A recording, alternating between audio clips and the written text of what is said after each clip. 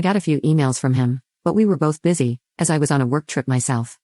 So when he got back, he asked how the gnomes were treating me, and I let him know most of them had found new homes. He got really silent and asked how many I had left. I told him 10. He asked who took them and said we needed to get them back. I was confused. It had been 2 months, and the gnomes were kind of a funny story, but I don't remember everyone who took one, let alone the kids who picked about 10 off the lawn. He then told me they belonged to Chrissy, who thought I had just stored them in my garage, which is why she didn't pick them up before the trip. Apparently, Chrissy has been pulling the gnome army prank for years, and now I am the bleep who gave away her army. My boyfriend is furious with me and asked why I would do that. I told him he should have come clean, then I would have just kept them in my garage for her to pick up later. He said it wasn't how the prank worked, and now he needs to rethink the relationship. He wants me to get them back, as they are dear to Chrissy, and Chrissy doesn't know yet. I am not sure what to do about this. I had a few people offer to return their gnomes, but the rest of the people said they gave them away to someone else and didn't know where they were now. This is such a surreal situation, and I have no clue what to do about it. I don't see how I was wrong, but I feel bad. Update 1. I decided to bite the bullet and talk to Chrissy. So, I brought the remaining gnomes I had to her house and knocked on the door. Chrissy's mom answered and invited me in.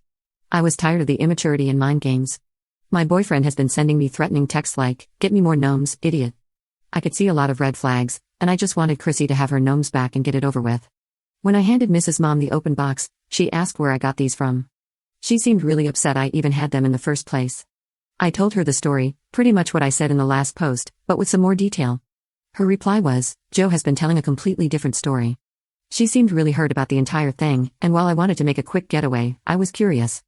Mrs. Mom told me a little bit of the background. I'm not going to repeat everything she said because some of it's sad, pathetic, and a little too dark for a post about a gnome invasion. The gnome army belonged to Chrissy's late boyfriend, Steve.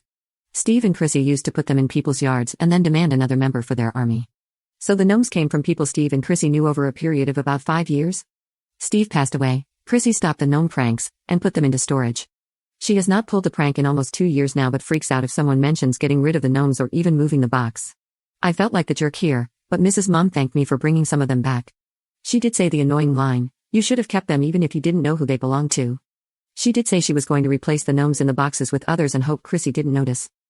Then she said she wanted to believe me, but that this is likely the last time she would want me in her house. I said that was fine. I had no intention of staying in a family who pulled weird pranks then blamed the victims. One bridge burned or whatever. I mean, I understand she is likely upset because Chrissy apparently doesn't handle any mention of Steve well.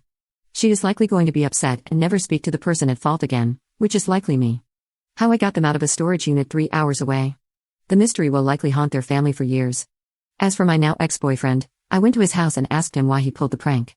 His answer was stupid and telling, "I don't know." He wouldn't answer me, and he wouldn't tell me what was going on. He said he just wanted to do something cute, then it got out of hand, and he thought I would keep them. Something about having his own little secret made him happy. I got my things from his room and left. I told him that our mutual friend Jake would bring his stuff by at a later time. Jake agreed to this and said Joe's story was BS. So I guess Joe told people I got the gnomes out of the storage unit myself and put them in the yard to get attention. That totally makes sense. I guess it was spiteful to do, but I did send Chrissy a message on Facebook. "Chrissy, I don't think we will be friends after this. I know you want to believe your brother, but I did not take your gnomes. I did not know why they were in my yard or even that you had them. Please understand I would never aim to hurt, steal, or take from you. Your brother admitted to putting them in my yard, though I have no idea why he did it."